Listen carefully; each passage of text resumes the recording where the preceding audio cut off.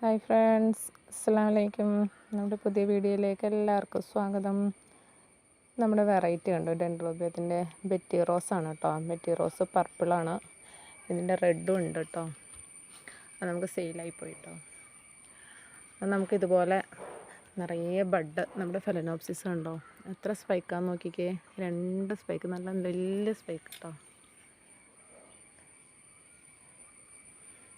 അത്യാവശ്യം നല്ല ഹെൽത്തി ആയിട്ട് ഞാനിത് നമുക്ക് സെയിൽ കഴിഞ്ഞ് ബാക്കി വന്ന പ്ലാന്റ് ആട്ടോ. ഇത് നല്ല റൂട്ടൊക്കെ വന്ന്, അപ്പോൾ ഇതെനിക്കിനി റീപോർട്ട് ചെയ്ത് എനിക്കായിട്ട് വെക്കണം. അതിന് വേണ്ടി ഞാൻ വെച്ചിരിക്കുകയാണ് ആ പ്ലാന്റ്.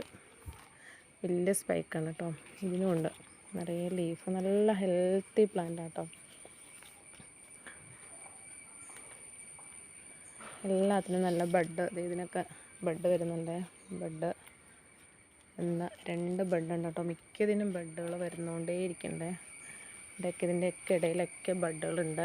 നമുക്കിതിപ്പം എല്ലാം കൂടി കൂട്ടി വെച്ചിരിക്കുന്നതുകൊണ്ടാണ് നമുക്ക് കാണിച്ചു തരാൻ പറ്റാത്ത. എല്ലാ പ്ലാന്റിലും തന്നെ ബഡ് വരുന്നുണ്ട് കേട്ടോ.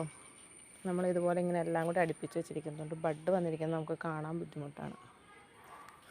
അപ്പം നമ്മൾ ശരിക്കും പറഞ്ഞാൽ നമ്മുടെ പ്ലാന്റിന് ഇപ്പോൾ കുറച്ച് ദിവസമായിട്ട് ഞാൻ ഡെയിലി കൊടുക്കുന്നത് എന്താ വെച്ചിട്ടുണ്ടെങ്കിൽ, നമുക്കൊരു ഫിഷിൻ്റെ ടാങ്ക് ഉണ്ട്.